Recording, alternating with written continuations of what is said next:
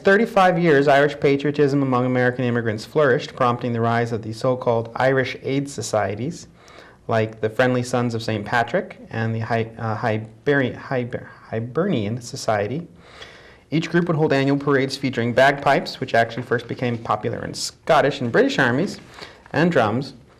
In 1848, several New York Irish aid societies decided to unite their parades to form one New York City St. Patrick's Day Parade, which is today the world's oldest civilian parade and the largest parade in the U.S. Each year, nearly 3 million people line the 1.5-mile parade route.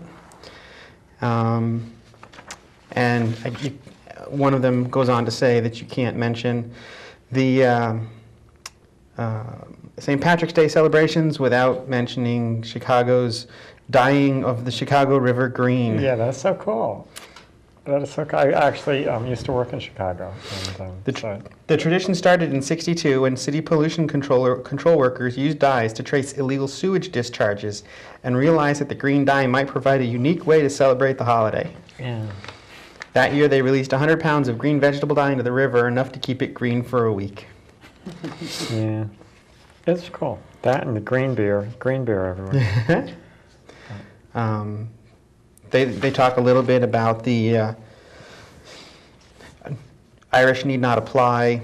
Until the mid-19th century, most Irish immigrants in America were members of the Protestant middle class. When the Great Potato Famine hit Ireland in 1845, close to 1 million poor, uneducated Irish Catholics began pouring into America, probably illegally.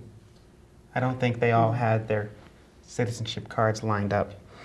Green cards. Green cards. To escape starvation. Despised for their religious beliefs, they were Catholic. They were Irish Catholic. And funny accents by the American Protestant majority, the immigrants had trouble finding even menial jobs.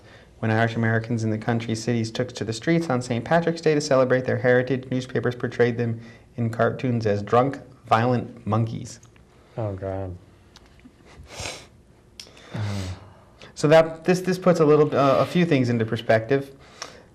They were a group of persecuted religious people, sure. And the Catholics didn't seem to learn that lesson.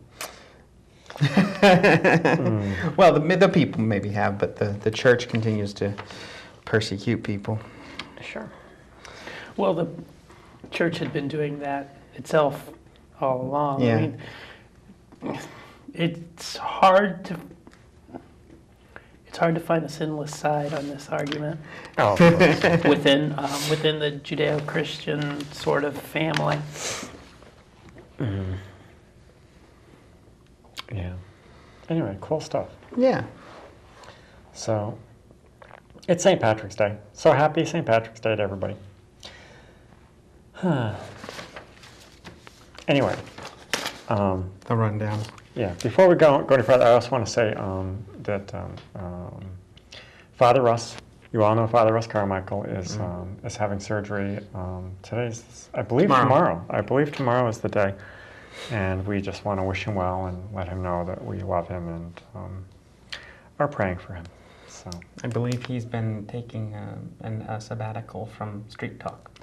Yeah. But tune into his show, Street Talk. Yeah. But anyway, so I'm sure he will be fine, but we wish him well. Anyway, so I'm sorry. Go ahead. No, please. I was going to say, Stacy had a story about something going on in Georgia. Oh, really? Well, okay, so I was at the gym tonight. I gained too much weight over the holidays. It's a bad scene. And I was watching... Which holiday? Over all of them. All of them. Yeah, the super holiday. The super holiday. Yeah. The one that goes from August to February. That, oh, right, yeah, okay. My scale like wheezed and gasped. I was a little offended. So I was on the bike in there, and one of the news channels was on, and they were talking about in Georgia where the legislature is evidently debating drug tests for people getting food stamps, for people getting state assistance. And I wasn't wearing my glasses, so obviously, because I'm not as cute that way. But and I thought that was kind of interesting from a number of perspectives. The first thing that came to mind was obviously, so we're talking about people who can't find work for whatever reason, but if they're on drugs, is it okay to let them starve? Where it's not okay to let someone starve if they're not on drugs. Two, something we've talked about before. Does it really matter what pocket it's coming out of? Because if you're not giving them food stamps, you're still going to take care of them in some other way. Sure. Maybe they steal a car and now they're in jail. Well, the state's still paying for it. Probably And- spending more than food stamps. Oh, yeah. Yeah, Right, and absolutely. it could cost someone getting shot, right? Where they could have just, Yeah. circumvented some of that. Three, what does it cost to administer a program like that? The drug testing and the Right. tracking and Yeah. Exactly. the administrative overhead of determining who is and who isn't. And Yeah. Yeah. That's crazy, isn't it? It is. That costs more than food stamps. And you mentioned that it just sort of presupposes that anyone who needs food stamps is on drugs, and that's not Yeah. necessarily true. But I mean, also there's the whole thing of going homeless, and for whatever reason, there are lots of reasons that might have happened, and sometimes people do fall into drugs. But does the program, I wonder, subsidize the cost of the drug test? What happens if you fail the drug test? Do they still pay for the drug test? yeah. If you need financial assistance in order to put food on the table, I can't imagine you're going to have a lot of extra spare cash to go have some Well, no, medical the state tests done. would, it seems like the state would have to pay for it, 'cause if you can't afford food, how can Yeah. you afford a drug test? So now they come, But if the point is to not give them aid if they're on drugs, then paying for the drug test is aid.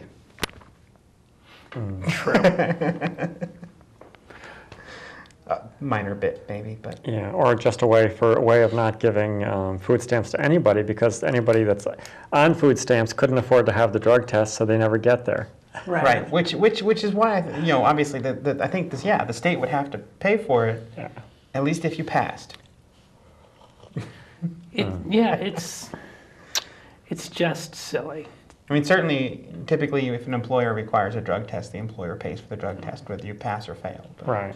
It seems clear to me that this sort of thing is a show policy, yeah. Wow. and an expensive one.